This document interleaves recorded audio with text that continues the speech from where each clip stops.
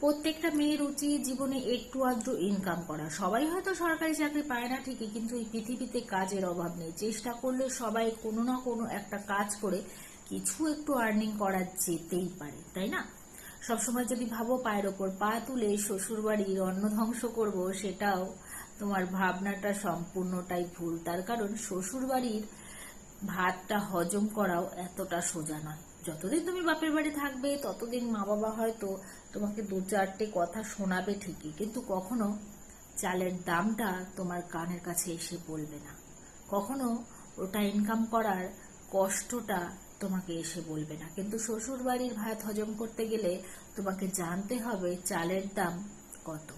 তোমাকে জানতে হবে ওই চালটা বাড়ি আনার আগে যে টাকাটা দিয়ে এনেছে সেই টাকাটা ইনকাম করতে কতটা কষ্ট হয়, এই সবটা তোমাকে জানতে হবে। তবে গিয়ে তুমি শ্বশুরবাড়ির ভাতটা হজম করতে পারবে।